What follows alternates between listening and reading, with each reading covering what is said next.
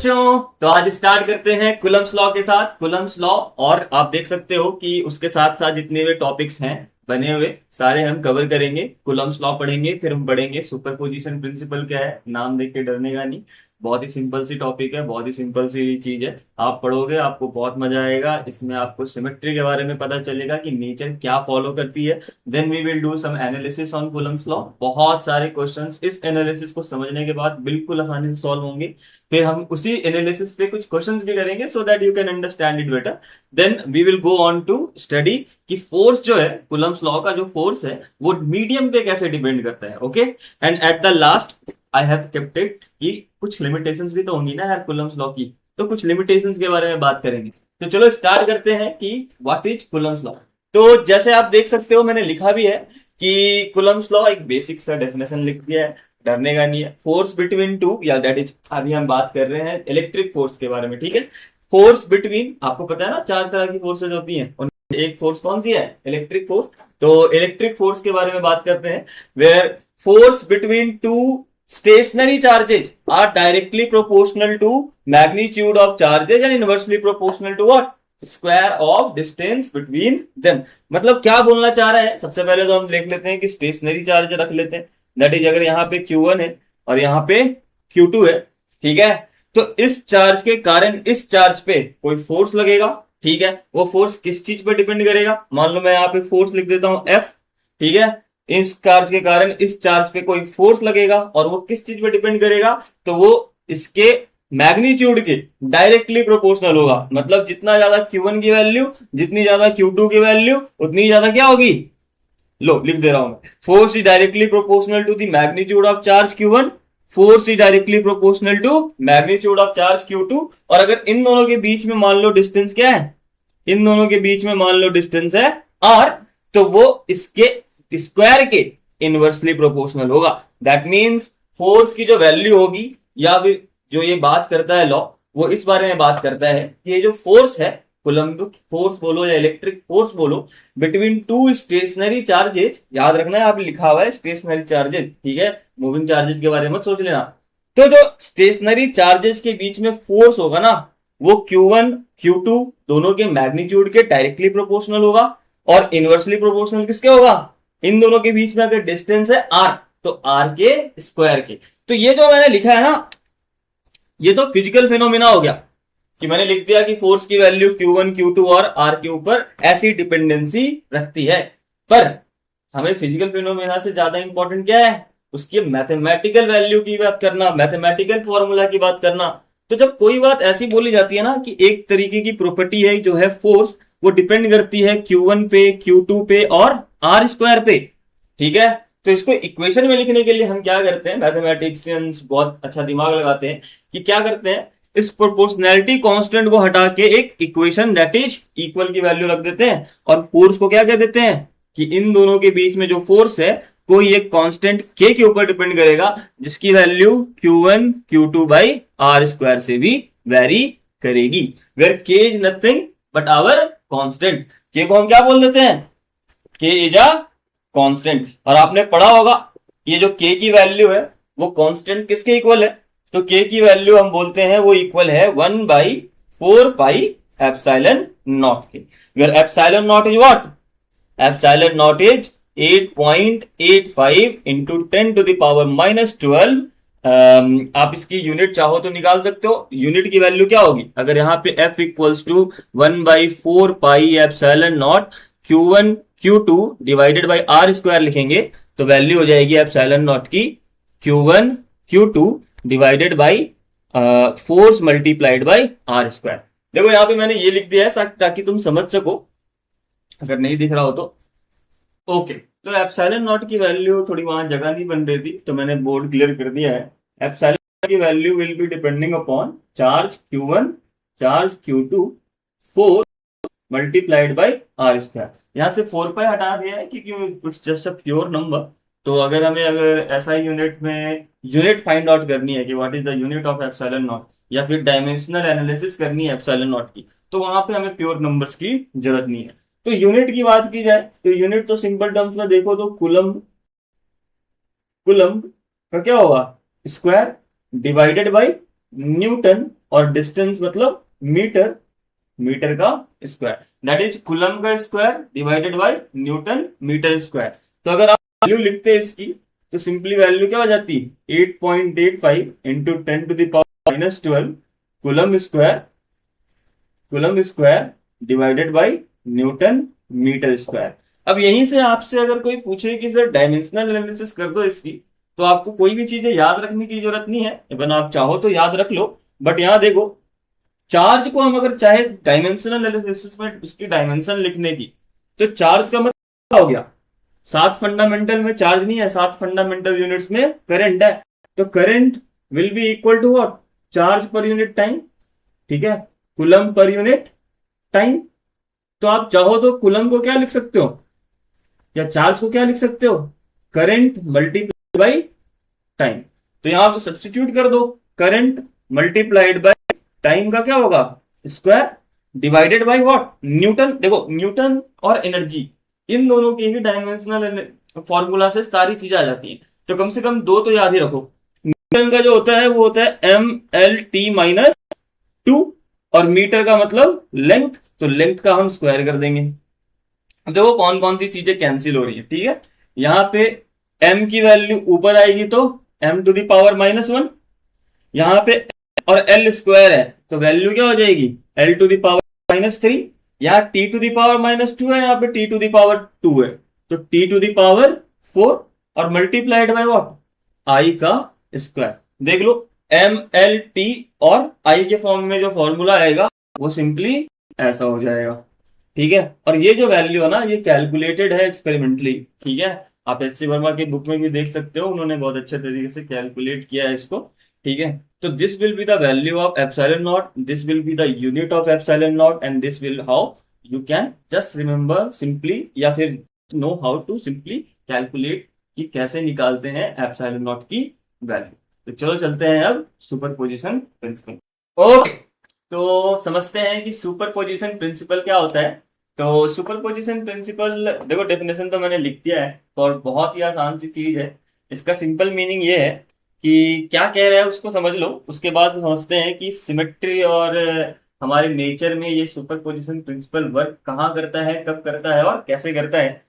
जो लिखा है उसके हिसाब से सिंपली क्या कहा जा रहा है कि मान लो बहुत सारे चार्जेज हैं, Q1 है, Q2 है, Q3 है एंड ऑल दैट, बहुत सारे चार्जेज मान लो, और हमने कोई एक टेस्ट चार्ज रखा है, मान लो यहाँ पे छोटा सा चार्ज रख दिया मैंने Q0, ठीक है। अभी पढ़ा था सुपरपोजिशन प्रिंसिपल के पहले कि कूलम्स लॉ क्या होता है। कूलम्स लॉ ने कहा था कि अगर ये चार्ज Q1 है और ये चार्ज Q0 है, तो ये दोनों एक दूसरे को क्या करेंगे, एक फोर्स लगाएंगे। आई बात समझ में। सिमिलरली इसने कहा Q2 ने कि मैं क्यों खाली बैठूं भाई, मैं भी एक चार्ज कैरी करता हूं, तो मैं भी क्या करूंगा, इस पे एक फोर्स लगाऊंगा। आई बात समझ में। एक छोटी सी चीज पिछली बार नहीं बताई थी जो आपको पता होनी चाहिए, सबको पता है कि लाइक चार्जेज होंगे तो क्या करेंगे, वो अट्रैक्ट करेंगे, और अगर अनलाइक चार्जेज होंगे तो क्या करेंगे, वो रिपेल करेंगे, ठीक है। अब और एक और चीज आप ध्यान में रखना कि जो फोर्सेज है ना वो हमेशा अलोंग दी लाइन ही लगेगी, मतलब अगर आपने इस लाइन से इस लाइन को जोड़ा है तो ये जो फोर्स है बिटवीन Q1 एंड Q0 वो हमेशा इस लाइन के अलोंग लगेगा। मान लो मैं इसको कह रहा हूं force on Q0 due to 1, ठीक है। सिमिलरली इसको कह रहा हूं force on Q0 due to 2, vector के टर्म्स में रिप्रेजेंट कर देता हूं मैं। सिमिलरली मैंने कहा था कि एक और चार्ज मान लिया मैंने Q3, तो यहां पे इसके कारण इस पे मान लो फोर्स लग रहा है force on Q0 due to 3। बहुत सारे चार्जेस हो सकते हैं, 1 2 3 की जगह मैं यहाँ पे 10 15 20 हजार लाख बना सकता हूं। बस इतना ध्यान में रखना है कि जो फोर्सेज लगेंगी ना इन सभी चार्जेस के कारण इस Q0 पे, उसकी जो टोटल वैल्यू होगी बहुत ही सिंपल टर्म्स में वो कितनी हो जाएगी, एफ नेट की जो वैल्यू होगी वो सिंपली एक लीनियर सम हो जाएगी, या फिर आप बोल सकते हो कि सिंपली सम हो जाएगी। दैट मीन्स फोर्सेज की वैल्यू आप सिंपली क्या कर दे रहे हो, ऐड कर दे रहे हो। समझ में आई बात। अगर n नंबर ऑफ चार्जेज है तो एफ एन लिख दो। आई बात समझ में। मतलब जितने भी फोर्सेज है ना यहाँ पे इस चार्ज Q0 पे, वो सारे forces Q1 Q2 Q3 Q4 सभी सिंपली क्या हो जाएंगी, ऐड हो जाएंगी। मतलब सुपरपोजिशन प्रिंसिपल जो कहना चाह रहा है वो ये कहना चाह रहा है कि इस चार्ज पे Q0 पे जो मैंने FO1 लिखा है उसका कोई भी लेना देना नहीं है इस फोर्स से जो कि यहां पे मैंने FO2 लिखा है। मतलब क्या हो गया कि अगर ये बॉडी है, ये बॉडी है और ये बॉडी है, ये बॉडी अगर इस पे, ये बॉडी अगर इस पे एक फोर्स लगा रही है और इसको धक्का दे रही है ना, ठीक है। सिमिलरली एक और बॉडी मैंने यहां पे रख ली, मान लो ये वाली बॉडी रख ली मैंने, ठीक है। ये बॉडी जो इस पे धक्का लगाएगी उसका इस बॉडी के इस बॉडी से कोई लेना देना नहीं है। मतलब इस बॉडी का इस पे जो धक्का लगाना हुआ, ठीक है, वो इंडिपेंडेंट होगा इस बॉडी का इस बॉडी पे धक्का लगाने से। मतलब सभी चार्जेस या सभी फोर्सेस इंडिविजुअली एक्ट करती हैं, उनका एक दूसरे से कोई लेना देना नहीं है। पर जब हम इस पोजीशन पे देखते हैं, ठीक है, जब हम इस पोजीशन पे देखते हैं तो सारे पोजीशन, सारे फोर्सेज का 1 2 3, 1 2 3 से आप एन तक लेके चले जाओ चार्जेज और फोर्सेज को, तो उस पोजीशन पे उन सारे फोर्सेज का एक सम होगा, ठीक है, एक नेट सम होगा जो कि क्या कर रहा होगा, एक्ट कर रहा होगा। मान लो अगर सिंपली बोलू तो अगर ये मान लो 3 न्यूटन, ये मान लो 2 न्यूटन और ये मान लो 4 न्यूटन, ठीक है, इन तीनों फोर्सेस को आप अगर देख रहे हो इंडिविजुअली, F03, F02, F01, सभी इंडिविजुअली क्या कर रहे हैं, फोर्स लगा रहे हैं।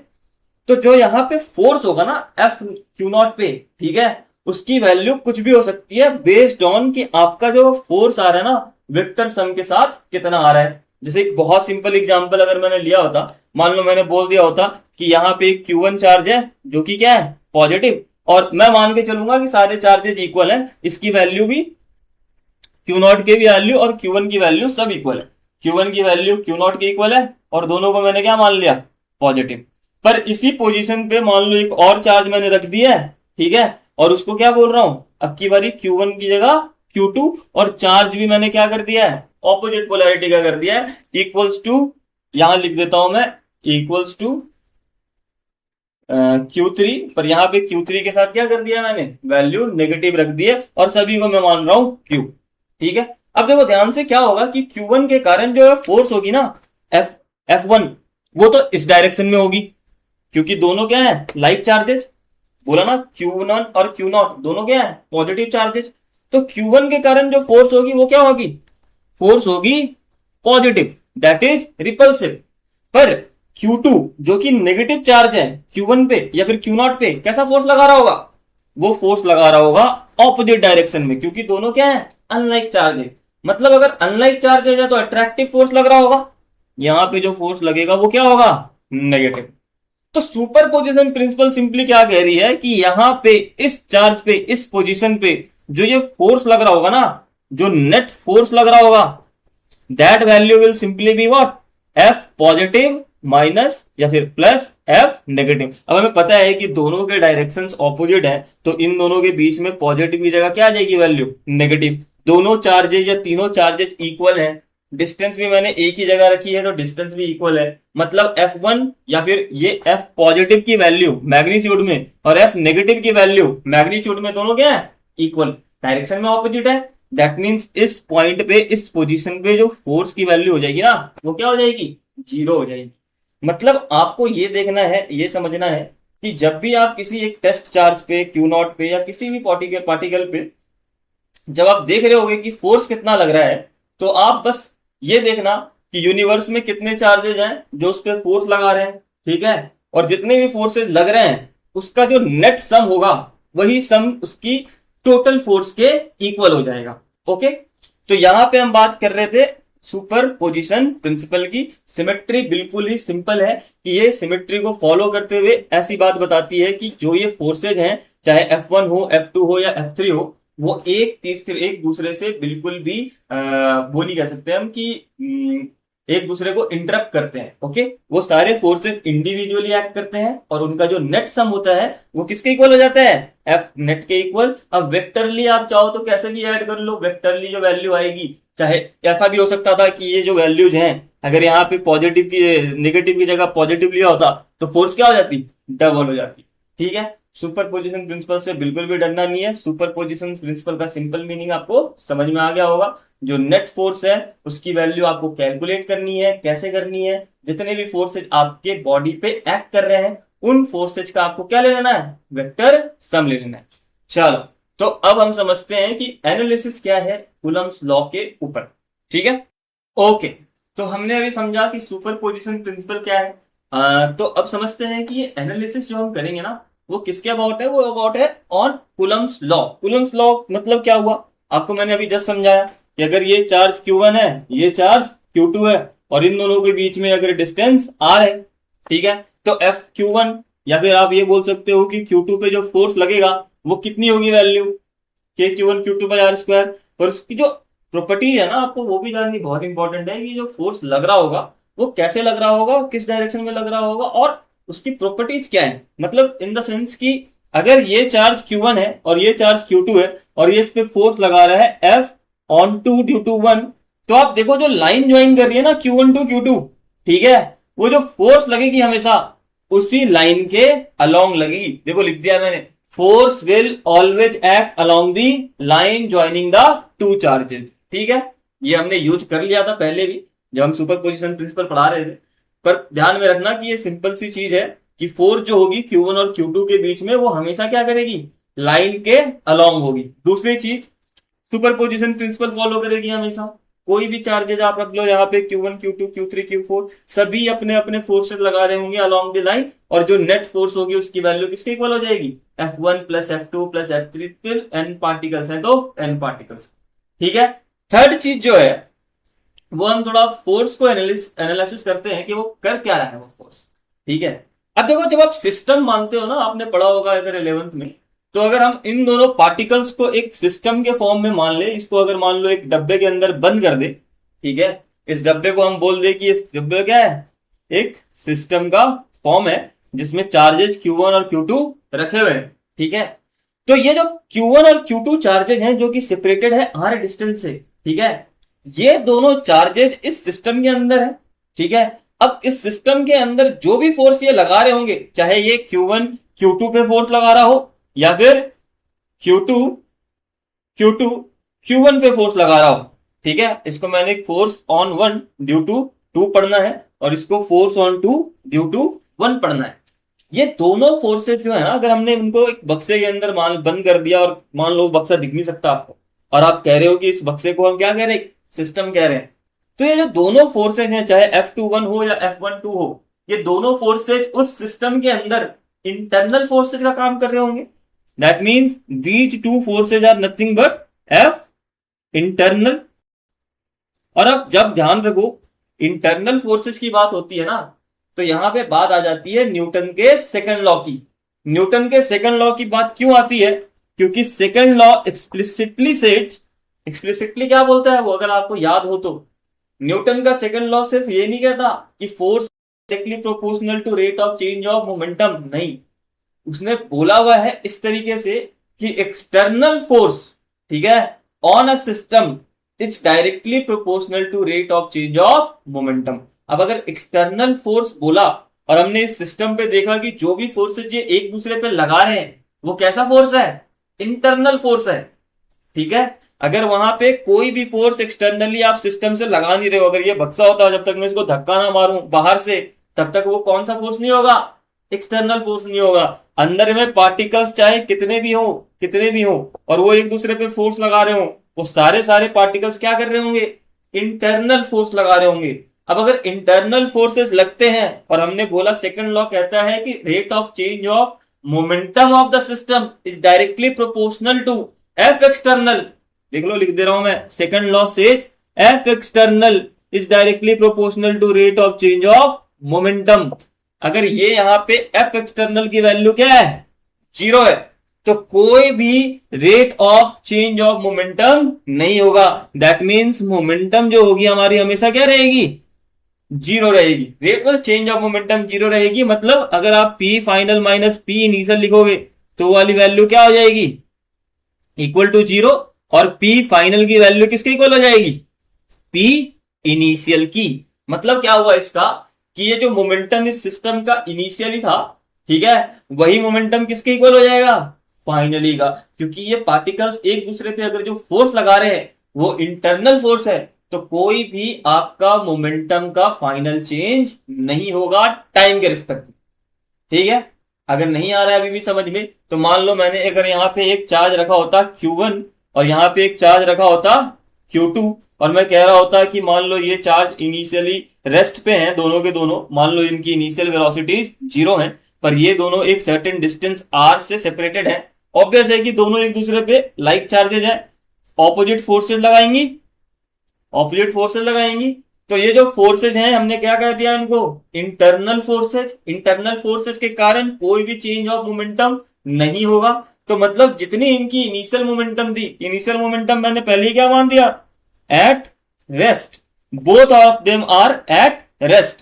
तो अगर दोनों इनिशियली रेस्ट पे हैं, अगर ये सिस्टम को मैंने ऐसे बनाया हुआ, ये इनिशियल या फिर इनिशियल पोजीशन है, तो फाइनली जो होगा ना, ये पार्टिकल्स क्या करेंगे, इस तरफ की तरफ वेलोसिटी रखेंगे। मान लो ये वेलोसिटी v1 रख रहा है और ये वेलोसिटी v2 रख रहा है, ठीक है। वेलोसिटीज देख लो q1 और q2 की एक दूसरे के ऑपोजिट होगी, क्योंकि फोर्सेज भी क्या लग रहे हैं, ऑपोजिट लग रहे हैं। तो अगर ये v1 और ये v2 है, ठीक है, और मैं इसके फाइनल मोमेंटम की वैल्यू लिखूं, देखो इस सिस्टम के फाइनल मोमेंटम की वैल्यू लिखूं तो क्या लिखूंगा, m1 v1 plus m2 v2, और ये इनिशियल मोमेंटम की वैल्यू पहले ही क्या मान ली मैंने, 0। तो अगर ये m1 v1 plus m2 v2 लिख रहा हूं, मैं थोड़ा मिटा रहा हूं मैं, so that you can,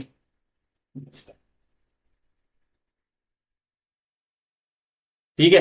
अगर मैं इनिशियल मोमेंटम की वैल्यू लिखता हूं इक्वल टू फाइनल मोमेंटम, तो इनिशियल मोमेंटम तो 0 हो गया, फाइनल मोमेंटम की value m1 v1 plus m2 v2। तो m1 v1 will be equal to what, minus of m2 v2। That means दोनों की जो मोमेंटम है, ये पार्टिकल p1 q1 की और q2 की, वो दोनों एक दूसरे के क्या हो जाएंगी, ऑपोजिट, ठीक है, इक्वल एंड ऑपोजिट। और अगर मैंने बोल दिया होता कि दोनों चार्जेस का जो मास है वो भी एक दूसरे के इक्वल है, तो simply masses would have been what, m1 और equal to m2 equals to m कर दिया होता, तो v1 की वैल्यू सिंपली किसके इक्वल हो जाती, माइनस ऑफ v2। मतलब दोनों एक ही वेलोसिटी से मूव कर रहे होते ऑपोजिट डायरेक्शन में, ठीक है। तो मैं इस प्रॉपर्टी को लिख देता हूं कि आपको याद रहे कि अगर हमने इंटरनल फोर्सेज माना है, ठीक है, तो एफ एक्सटर्नल की वैल्यू अगर हमने बोल दी कि 0 है, तो कोई भी चेंज इन मोमेंटम नहीं आएगा। लिख दे रहा हूं मैं, मान लो अगर मैंने बोला कि इंटरनल फोर्सेज लग रहे हैं, एफ एक्सटर्नल की वैल्यू 0 है, तो rate of change of momentum की वैल्यू 0 हो जाएगी। And forces and since forces are only internal momentum initial will be equal to simply what, momentum final। मतलब कोई भी मोमेंटम का चेंज नहीं आएगा, ठीक है। इसमें से एक और चीज निकाल सकता हूं मैं, एफ एक्सटर्नल का मतलब क्या हो गया, अगर मैंने बोला था ये चार्ज q1 है और ये चार्ज q2 है, separated by a distance r, ठीक है, तो इसकी कुछ मास होगी ना m1 और इसके कुछ मास होगा m2। मैंने बोल दिया ये सिस्टम में है, ठीक है, तो इस पूरे सिस्टम का कहीं ना कहीं पे क्या होगा, एक सेंटर ऑफ मास, क्योंकि हमें पता है कि हम इस फोर्स को लगाते हैं एफ एक्सटर्नल, ठीक है, तो वो एक्सटर्नल फोर्स इस सेंटर ऑफ मास के अबाउट लगता है, ठीक है। इस सेंटर ऑफ मास का क्या होता है, इस सेंटर ऑफ मास के अबाउट लगने का मतलब ये हो गया कि अगर आप इस पे फोर्स लगा रहे हो, ठीक है, तो ये बॉडी मूव करेगी, एक्सेलरेट करेगी। आप चाहो तो इस पूरे बॉडी को एक सेंटर ऑफ मास पार्टिकल से रिप्रेजेंट कर सकते हो, जिसका मास क्या बोल सकते हो आप, m equals to mass of centre of mass, ठीक है। अब इस बॉडी का सेंटर ऑफ मास क्या बॉडी अगर ये फोर्स लग रहा होता, तो हम क्या बोलते, F external would have been equal to what, m that is centre of mass, ठीक है, multiplied by acceleration of centre of mass, ठीक है। ओके, तो जैसे इस बॉडी को उसके सेंटर ऑफ मास पॉइंट से रिप्रेजेंट किया, हम चाहे तो फोर्स की वैल्यू किसकी लिख सकते हैं, F external equals to mass that is the total mass m1 plus m2 multiplied by what, acceleration of centre of mass. अब एक बात ध्यान रखो कि एफ एक्सटर्नल की वैल्यू हमने क्या की हुई है, 0, तो मतलब acceleration of centre of mass की वैल्यू भी क्या आ जाएगी, 0 आ जाएगी। आई बात समझ में। अगर आप चाहो तो इसमें आप ये भी लिख सकते हो कि acceleration of centre of mass is nothing but m1 multiplied by a1 plus m2 multiplied by what, a2 divided by m1 plus m2, और यहाँ पे तो टोटल मास था ही, इक्वल्स टू 0। ये m1 प्लस m2 क्या है, टोटल मास ही है, m और m कैंसिल हो जाएंगी। Again value will be equal to what, m1a1 equals to minus of m2a2। आई बात समझ में? दैट इज आपकी वैल्यूज अगर अब मैंने बोल दिया होता है कि m1 m2 इक्वल है एक दूसरे के, तो a1 भी किसके इक्वल हो जाती, नेगेटिव ऑफ a2। मतलब दोनों पार्टिकल्स क्या कर रहे होते, एक्सिलरेट कर रहे होते ऑपोजिट डायरेक्शन। आई बात समझ में? ध्यान से सुनो क्या क्या बातें की गई हैं। पहले तो जो लाइन है उसी के अलावा फोर्स लगेगा, फोर्स जो होगा वो सुपरपोजिशन प्रिंसिपल को फॉलो करेगा। फोर्स के ऊपर एनालिसिस कर रहे हैं, हमने कहा दोनों पार्टिकल्स को अगर एक बक्से के अंदर बंद कर दिया, मतलब बक्सा क्या हो गया, हमारा सिस्टम हो गया।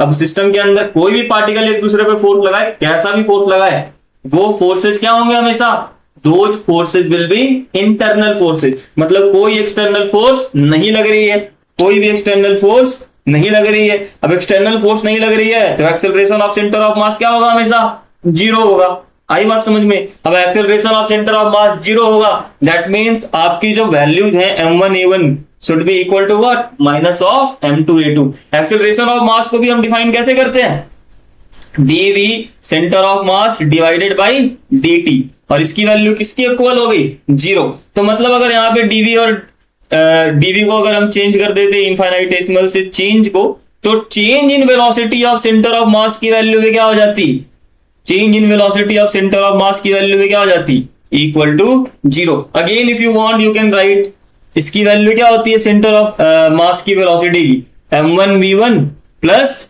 m2v2 and that value is equal to 0। ये इक्वेशन देखो तो सिंपली वही फॉर्मूला नहीं आ गया, m1v1 will be equal to what, minus of m2v2। बात वही है, कान इस तरफ से पकड़ो या इस तरफ से पकड़ो, एक ही बात है, ठीक है। That means value of m1v1 will be equal to minus of m2v2। That means आपकी जो वेलोसिटी है, या वेलोसिटी आप बोल लो कि velocity of centre of mass है, that is not going to change.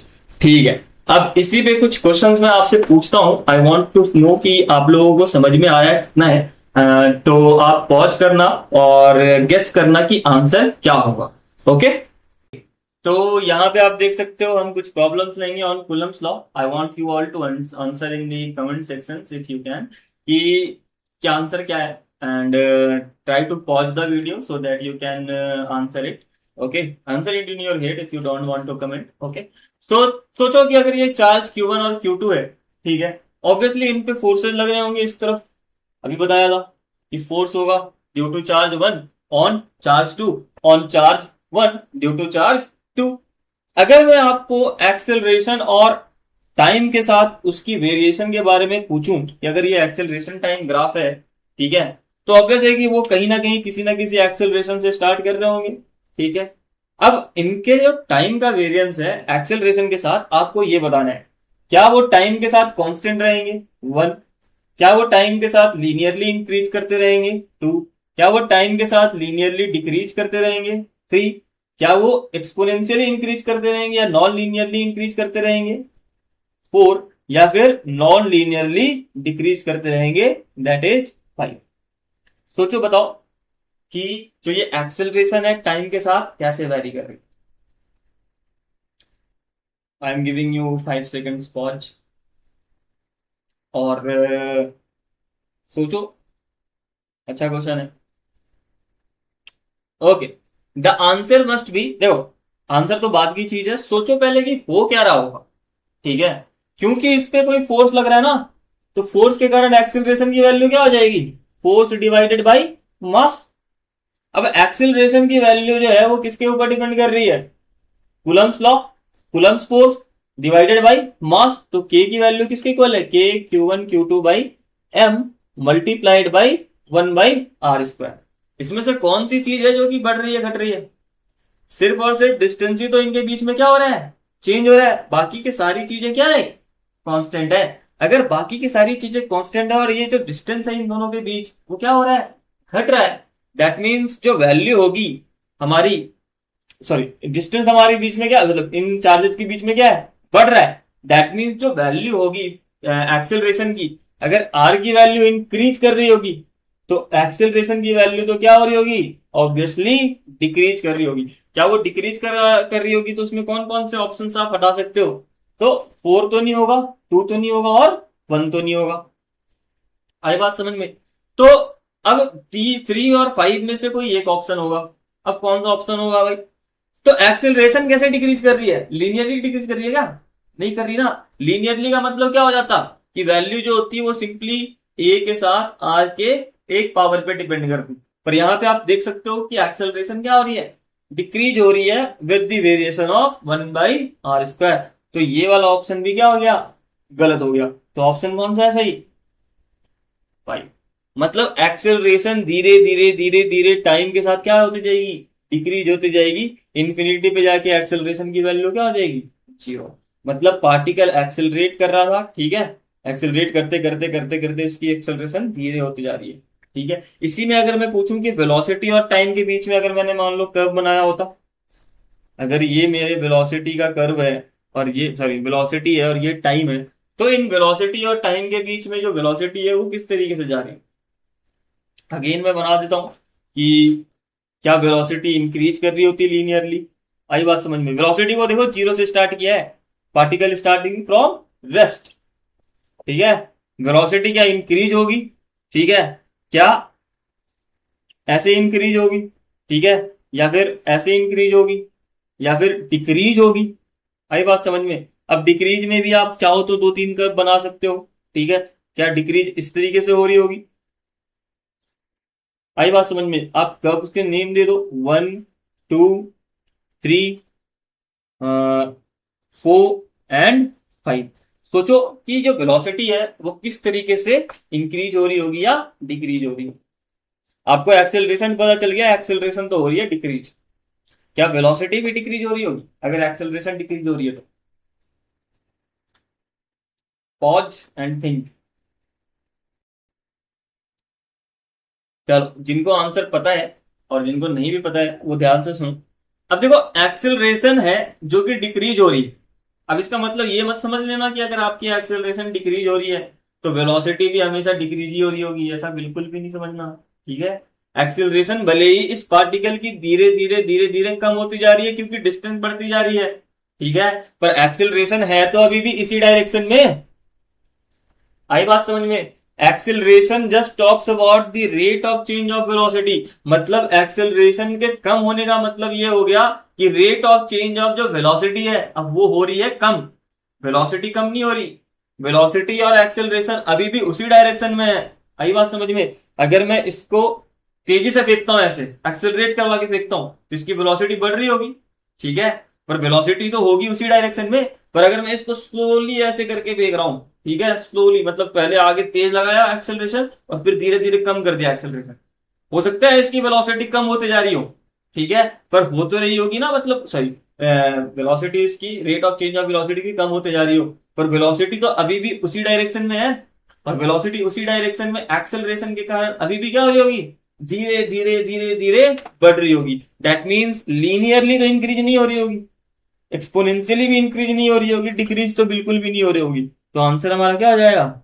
Answer will be simply 3, ठीक है। कुछ और क्वेश्चंस लेते हैं and we are also going to talk about force dependence on medium. Okay, तो हमने अभी पढ़ा था कि फोर्सेज के बारे में कि ये कूलम्ब्स लॉ फोर्सेज कैसे लगाती है, और हमने ये भी कहा था, एक टर्म डिफाइन कर दिया था कि फोर्स की जो वैल्यू होती है वो डिपेंड करती है के Q1 Q2 by r square पे। अब यहाँ पे Q1 Q2 by r square को अगर हम सेम ही रखें, चेंज ना करें, क्योंकि हम मीडियम की बात कर रहे हैं ना, तो चार्जेस तो चेंज नहीं होंगी और ना ही डिस्टेंस चेंज होंगी। तो चेंज क्या हो रही है? आपने देखा था के की वैल्यू में क्या आ रहा था? 1/4 पाई एप्सिलॉन। यहाँ पे नॉट मैं इसलिए नहीं लगा रहा हूं क्योंकि जो नॉट है ना वो सिर्फ और सिर्फ कब वैलिड है? जब आप पार्टिकल्स को स्पेस में रख रहे हो, ठीक है। अभी जो हमने फोर्स लगाया है वो हमने कह दिया है कि हम एक जनरल केस ले रहे हैं, तो ये जो एप्सिलॉन है ना, ये एप्सिलॉन की वैल्यू हम डिफाइन करते हैं epsilon r times epsilon naught से, where epsilon naught is nothing but absolute absolute permittivity, ठीक है। Epsilon r is either you can say it's a dielectric constant या फिर इसको आप और चाहे तो रिलेटिव परमिटिविटी भी कह सकते हो, रिलेटिव परमिटिविटी, या फिर थर्ड आप इसको एप्सिलॉन नॉट, एप्सिलॉन को क्या कह सकते हो, permittivity, permittivity of a medium, permittivity of the medium. ठीक है। अब ये जो डाइलेक्ट्रिक कांस्टेंट है, ठीक है, इट विल डिपेंड या फिर it will very with different substances. Different substances के लिए डाइलेक्ट्रिक कांस्टेंट की वैल्यू डिफरेंट हो जाएगी। मान लो किसी सब्सटेंस में आपने बोल दिया कि उसकी डाइलेक्ट्रिक कांस्टेंट की वैल्यू 3 है, ठीक है, अगर उसमें 3 है तो अगर जो फोर्स की वैल्यू पहले लग रही थी एफ Q1 या 1/4 pi epsilon naught times Q1 Q2 by r square, अब यहां पे एक और टर्म आ गया एप्सिलॉन आर, तो ये जो फोर्स है Q1 Q2 by r square, ये तो वो फोर्स है जो कि कुलम्बिक फोर्स है जब कोई भी मीडियम ना हो। तो नेट फोर्स की वैल्यू किसके इक्वल हो जाएगी, F net will be simply equal to what, F Coulombic divided by epsilon r. और अगर यहां पे एप्सिलॉन आर की वैल्यू 3 है तो नेट फोर्स की वैल्यू क्या हो जाएगी, कुलम्बिक फोर्स का 1/3। आई बात समझ में? मतलब कुलम्बिक फोर्स की वैल्यू डिक्रीज होती है जब आप किसी भी मीडियम में चार्जेस को रखते हो, क्योंकि एक इफेक्ट आ जाता है, you have to understand that also. जो इफेक्ट आता है हम कह देते हैं पोलराइजेशन का इफेक्ट। और वो क्यों ऐसा एक्ट करता है कि फोर्सेज को वो क्या कर देता है, कम कर देता है, तो उसको समझने के लिए just see on the book. Okay, तो पोलराइजेशन को समझते हैं कि पोलराइजेशन के कारण जो हमारी फोर्स की वैल्यू है वो क्यों कम हो जाती है। तो जब आपके सामने सिर्फ और सिर्फ स्पेस हो और स्पेस में Q1 और Q2 पार्टिकल्स हो, तो ऑब्वियस है कि ये दोनों एक दूसरे पे क्या लगा रहे होंगे, फोर्स ड्यू टू कुलम्बिक रिपल्सन। ठीक है, यहां तक तो सबको समझ में आता है। पर जब आप किसी मीडियम में पार्टिकल्स को रखते हो ना, मैंने बताया था ना इंडक्शन होता है, इंडक्शन के कारण चार्जेस क्या करती हैं, चार्जेस मटेरियल को पोलराइज कर देती है। तो मान लो मैं यहां पे बोल रहा हूं कि ये पॉजिटिव चार्ज है और ये क्या है, नेगेटिव चार्ज है, या फिर नेगेटिव चार्ज पॉजिटिव चार्ज की जगह आप चाहो तो सिंपली ये भी बोल सकते हो कि दोनों सेम ही चार्जेस हैं। तो ये चार्ज Q1 क्या करेगी कि इस अगर पार्टिकल के छोटे से लेंथ को देखूं तो यहां पे नेगेटिव चार्जेस क्या कर लेंगी, negative charges will be accumulated, और इस तरफ क्या होंगी, positive charges will be accumulated. Similarly इस पे इस तरफ भी देखें तो वही केस होगा, यहाँ पे नेगेटिव चार्जेस क्या हो जाएंगी पोलराइजेशन के कारण, क्योंकि ये चार्ज है ना, ये चार्जेस अगर ये पॉजिटिव चार्ज है तो नेगेटिव चार्ज को क्या करेगा, अट्रैक्ट करेगा, और इस तरफ क्या हो जाएंगी पॉजिटिव चार्जेस। तो मतलब नेगेटिव और पॉजिटिव चार्जेस का क्या हो जाता है, इंडक्शन हो जाता है। और अगर नेगेटिव और पॉजिटिव चार्जेस इंड्यूस हो रही है इस तरीके से, ठीक है, तो आप एक पार्टिकल को भी देखो, इस चार्ज को भी देखो, इस पे तो इस तरफ कौन सा फोर्स लग रहा था, कुलम्बिक का रिपल्सन। पर क्योंकि नेगेटिव चार्जेस इसके पास ज्यादा इंड्यूस हो रही है, मतलब पास में देखो तो इन दोनों के पास में नेगेटिव चार्जेस ज्यादा है और ये चार्जेस पॉजिटिव थोड़ी दूर है, तो आपको पता है 1/r के स्क्वायर से होता है, तो ये नेगेटिव चार्ज का इफेक्ट थोड़ा ज्यादा होगा। तो ये वाला जो फोर्स है ना, हम इसको फोर्स ऑफ पोलराइजेशन मान लेते हैं, और ये फोर्स ऑफ पोलराइजेशन क्या लग रहा है, कुलम्बिक फोर्स के ऑपोजिट लग रहा है। तो अगर मैं एफ नेट बोलूं, एफ नेट बोलूं तो इस पे क्या हो जाएगा, Coulombic force minus force due to polarisation. तो ये जो पोलराइजेशन है, ये पोलराइजेशन है वो क्या कर दे रही है, वो आपके नेट फोर्स को कम कर दे रही है। कुलम्बिक फोर्स तो अभी भी उतना ही लग रहा है, ठीक है, कुलम्बिक फोर्स अभी भी उतना ही लग रहा है, मैकेनिज्म को समझो, कुलम्बिक फोर्स अभी भी उतना ही लग रहा है, बस पोलराइजेशन के कारण जो नेट फोर्स है अगर आपको बाहर से दिखे तो वो नेट फोर्स क्या हो जा रही है, कम हो जा रही है। सिंपल केस अगेन, अगर हम आई आर डाइलेक्ट्रिक कांस्टेंट की वैल्यू 3 लेते तो अगेन एफ नेट की वैल्यू किसके इक्वल हो जाती, कुलम्बिक फोर्स डिवाइडेड बाई 3। आप यहां से फोर्स ड्यू टू पोलराइजेशन भी निकाल सकते हो, F C minus F P. तो वैल्यू ऑफ पोलराइजेशन फोर्स की वैल्यू किसके इक्वल हो जाती, F C minus F divided by 3, मतलब 2f/3।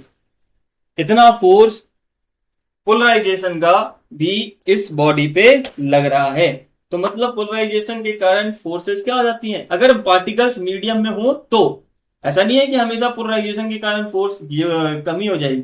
अगर पार्टिकल्स मीडियम के बाहर होते, मान लो ये चार्जेस को मैं बाहर रख देता, ठीक है, इसी में अगर मैंने चार्जेस को बाहर रखा होता, ठीक है, इसी में अगर मान लो चार्जेस को मैंने बाहर रखा होता, दैट इज अगर यहाँ पे एक चार्ज मान लो पॉजिटिव रखा हुआ और एक चार्ज नेगेटिव रखा हुआ, ठीक है, कोलंबिक अट्रैक्शन तो इसका इस तरफ लगेगा ही लगेगा, ठीक है। अगर मैं मिटा रहा हूं थोड़ा इसको, है, चार्जेस को इस तरफ से रख रहा हूं, और तो यहाँ पे पॉजिटिव के कारण क्या आएगा, नेगेटिव, और नेगेटिव यहाँ पे है तो यहाँ पे पॉजिटिव, ठीक है।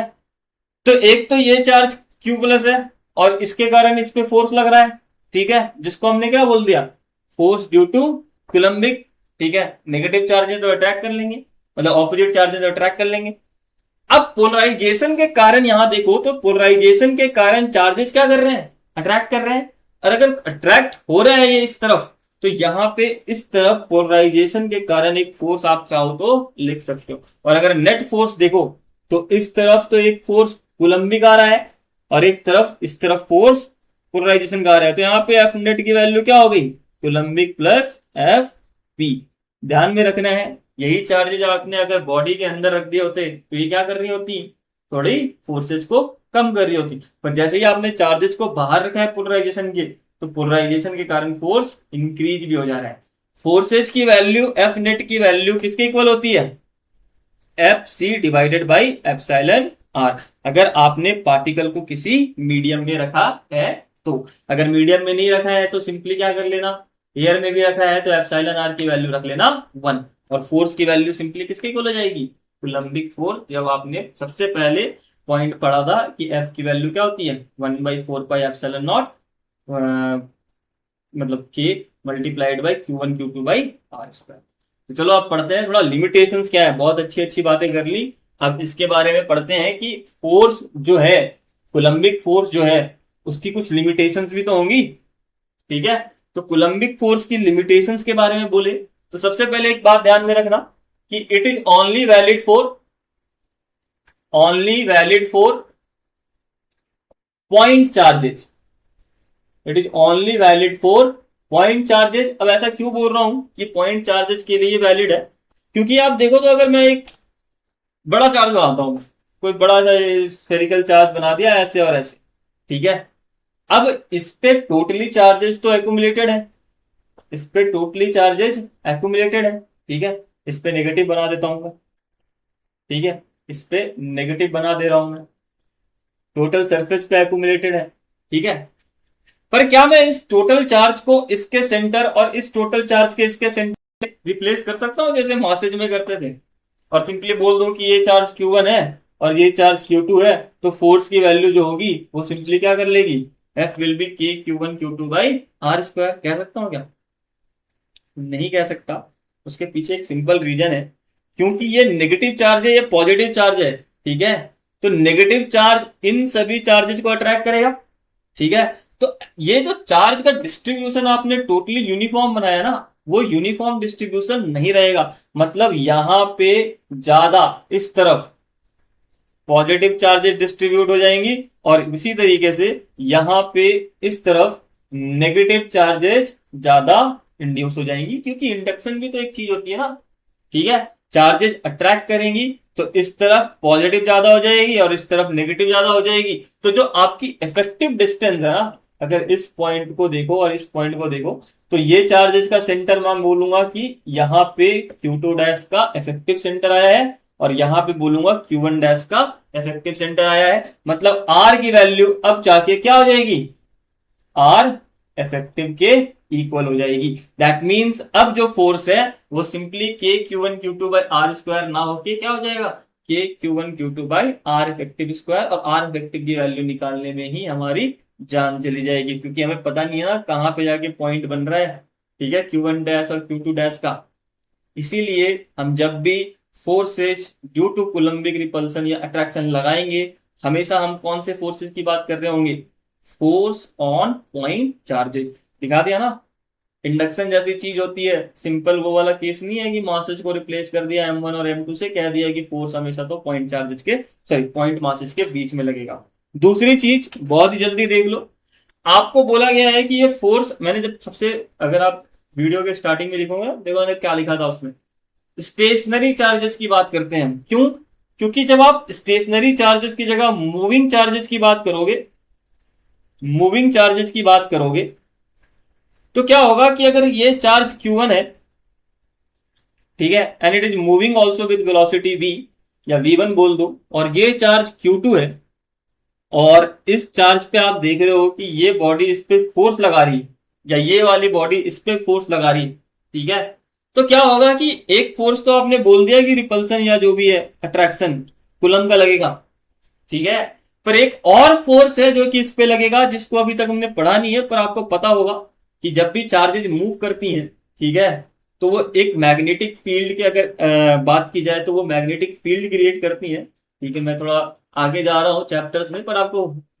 इतना ध्यान में रखना चाहिए कि जब भी बॉडी अगर कोई चार्ज है वो मूव करती है तो एक तरीके से करंट हो जाती है, और करंट जो है वो क्या इफेक्ट करती है, वो मैग्नेटिक फील्ड क्रिएट करती है। और अगर ये चार्ज भी मूविंग है और ये मैग्नेटिक फील्ड के मतलब इन्फ्लुएंस में है, तो इस पे एक और फोर्स लगेगा जिसको हम क्या बोल देते हैं, फोर्स ड्यू टू मैग्नेटिक। में कोई डायरेक्शन वायरेक्शन नहीं बना रहा, जस्ट यू शुड नो कि जो यहाँ पे फोर्स है वो कुलम्बिक फोर्स अकेला नहीं रहेगा, एक और फोर्स आ जाएगा जिसको हम क्या कहते हैं, मैग्नेटिक। तो आप चाहे इसके लिए लिखो या इसके लिए लिखो, there will be there will be one more addition in forces and the net force will simply be equal to what, force due to coulombic plus force due to magnetic, and that net force is also called as Lorentz force, ठीक है। तो ये दो limitations है, बहुत ज्यादा limitations नहीं है, बस ये दो इंपॉर्टेंट लिमिटेशंस थी जो मेरे को बताना जरूरी समझा मैंने। तो चलो आज के लिए इतना ही रखते हैं। So I hope you have understood this कि what is Coulomb's law, what is superposition principle, some analysis on Coulomb's law, कुछ ग्राफ व्राफ भी देख लिया आपने, some questions on Coulomb's law, then force dependency on medium की force क्यों बढ़ती है घटती है, अगर पार्टिकल्स मीडियम के अंदर है तो फोर्स क्या होगी, बढ़ेगी, सॉरी घटेगी, और पार्टिकल्स बाहर है मीडियम के तो फोर्स बढ़ भी सकती है, ऐसे नहीं कि सिर्फ घटेगी। तो and the last thing is limitations on Coulomb's law. I hope you enjoyed the video. So please like and subscribe and do comment कि कौन सा पार्ट आपको ट्रिकी लगा, so that we can work on that more effectively. चलो।